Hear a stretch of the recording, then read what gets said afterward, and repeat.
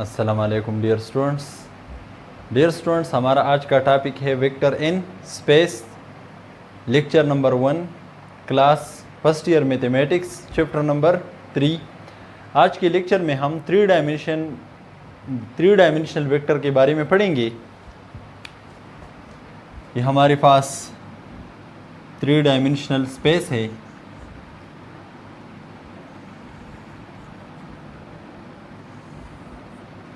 ये है x axis, ये है वाई एक्सिस और ये है जेड एक्सिस। एक्स एक्सिस पर यूनिट वेक्टर होता है आई, वाई एक्सिस पर यूनिट वेक्टर होता है जे और जेड एक्सिस पर यूनिट वेक्टर होता है के। ये हमारे पास एक वेक्टर है। इस वेक्टर ने एक्स एक्सिस के साथ जो एंगल बनाया है, इस एंगल को हम अल्फ़ा से डिनोट करते हैं। इस वेक्टर ने वाई एक्सिस के साथ जो एंगल बनाया है, उस एंगल को हम बीटा से डिनोट करते हैं। और इस एक वेक्टर ने जेड एक्सिस के साथ जो एंगल बनाया है, उस एंगल को हम गेमा से डिनोट करते हैं। ए वेक्टर को हम इस तरह रिप्रेजेंट करेंगे। इसका हम एक्स कंपोनेंट लिखेंगे, एक्स एक्सिस पर इसका जितना डिस्टेंस हो वो लिखेंगे और इसके साथ लिखेंगे यूनिट वेक्टर आई, यानी एक्स एक्सिस पर यूनिट वेक्टर आई होता है वो लिखेंगे, प्लस वाई एक्सिस पर इस वेक्टर का जो डिस्टेंस हो वो लिखेंगे और इसके साथ यूनिट वेक्टर लिखेंगे जे। इसके अलावा z कंपोनेंट लिखेंगे। z कंपोनेंट है जो हमारे पास अब यहाँ पर z है। z एक्सिस पर इस वेक्टर का जो डिस्टेंस है वो लिखेंगे और इसके साथ यूनिट वेक्टर हम लिखेंगे के। ये हमारे पास है a वेक्टर।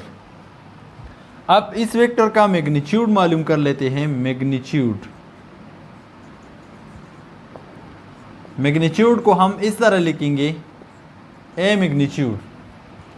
मैग्नीट्यूड का फार्मूला ये है कि हम आई की कोएफिशिएंट का स्क्वायर लेंगे प्लस जे की कोएफिशिएंट का स्क्वायर लेंगे प्लस के की कोएफिशिएंट का स्क्वायर लेंगे और होल अंडर द रूट। ये हमारे पास ए वेक्टर की मैग्नीट्यूड का फार्मूला है।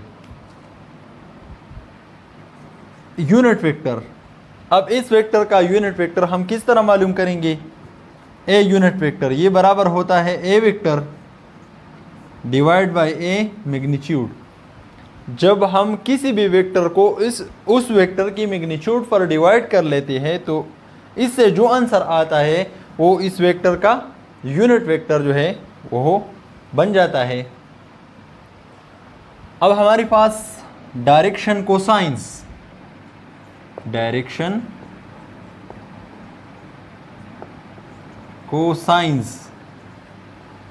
ऑफ ए वेक्टर के डायरेक्शन कोसाइंस क्या होंगे, आर। हमारे पास ये है काज अल्फा, यानी डायरेक्शन एंगल्स इस वेक्टर के हमारे पास है अल्फा, बीटा और गेमा। इस एंगल के साथ अगर हम काज लिखे तो इस डायरेक्शन एंगल से क्या बन जाएगा, डायरेक्शन कोसाइंस।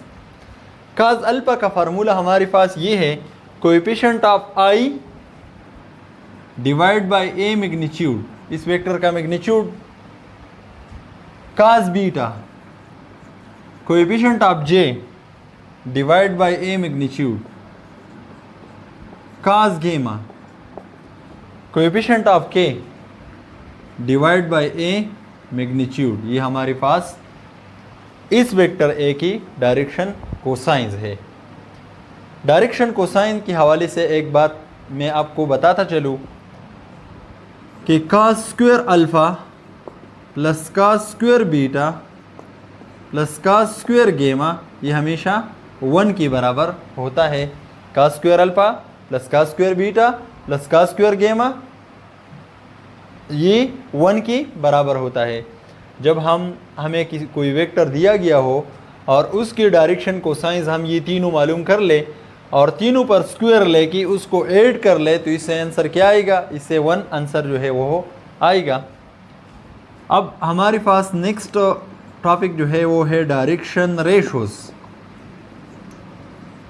हम बाज़ औक़ात वेक्टर के डायरेक्शन रेशोज़ के बारे में पढ़ते रहते हैं कि वेक्टर के डायरेक्शन रेशोज़ क्या है। डायरेक्शन रेशोज़ जो है ये हमारे पास आई जे के की कोएफिशिएंट को जब हम रेशो फॉर्म में लिख लेते हैं तो ये हमारे पास इस वेक्टर की डायरेक्शन रेशोज़ है, x ratio y ratio z। यानी इसको जब हम सिंप्लीफाइड फॉर्म में कन्वर्ट कर लेते हैं, लोएस्ट फॉर्म में कन्वर्ट कर लेते हैं, इससे जो आंसर आता है वो हमारे पास इस वेक्टर का डायरेक्शन रेशोज़ जो है वो होते हैं। डायरेक्शन कोसाइन को भी हम डायरेक्शन रेशोज़ कह सकते हैं, लेकिन डायरेक्शन रेशोज़ के लिए हमें इसी सिंप्लीफाई करना पड़ेगा, यानी ए मैग्नीट्यूड जो है इसे ख़त्म करना पड़ेगा मल्टीप्लाइंग बाय ए मैग्नीट्यूड। तो इससे फिर x ratio y ratio z जो है ये बन जाएंगे। अब इस पर एक एग्जांपल ले लेते हैं। फॉर एग्जांपल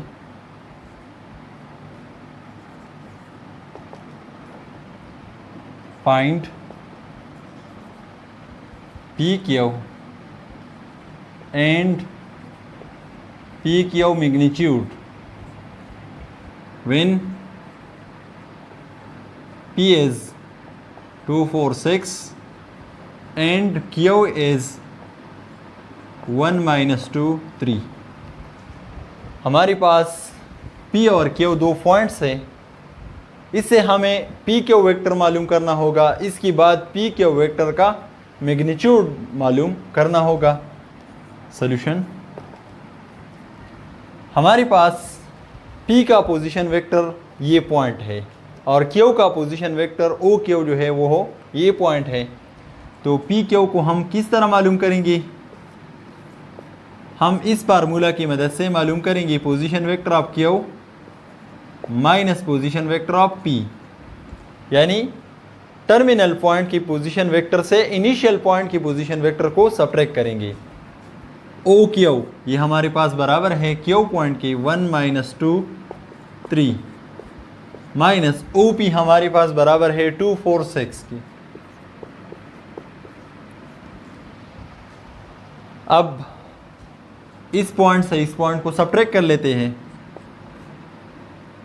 x कंपोनेंट इस पॉइंट का 1 है और इसका 2 है, माइनस इसके साथ मल्टीप्लाई कर लेते हो तो इसे बनेगा -2 कामा y कंपोनेंट यहाँ पर -2 है और यहाँ पर y कंपोनेंट है 4 के साथ जब माइनस मल्टीप्लाई करेंगे तो इससे बनेगा -4 कामा z कंपोनेंट इस पॉइंट का है 3 और इस पॉइंट का है 6, जब माइनस मल्टीप्लाई करेंगे तो इससे बनेगा -6। तो हमारे पास 1 - 2 इससे बनेगा -1 कामा -2 - 4 इससे बनेगा -6 कामा 3 - 6 इससे बनेगा -3। अब इसको i j के फॉर्म में कन्वर्ट कर लेते हैं। इस टर्म के साथ i लिखेंगे -1i, इसके साथ j लिखेंगे -6j और इसके साथ k लिखेंगे -3k। फी क्यू वेक्टर हमने यहाँ पर मालूम कर लिया है। अब पी क्यू का मैग्नीट्यूड मालूम कर लेते हैं। मैग्नीट्यूड का फार्मूला तो हमें मालूम है कि अंडर द रूट i के कोएफिशिएंट का स्क्वायर लेंगे, i के का कोएफिशिएंट -1 है, प्लस j के कोएफिशिएंट का स्क्वायर लेंगे -6 स्क्वायर, प्लस k के कोएफिशिएंट का स्क्वायर लेंगे -3 स्क्वायर। -1 स्क्वायर बराबर है 1 की, -6 का अगर हम स्क्वायर ले लें तो इससे बनेगा +36 और -3 स्क्वायर बराबर होता है +9 की। 9 + 1 10, 10 + 36 इससे बनेगा 46 इस वेक्टर का मैग्नीट्यूड है।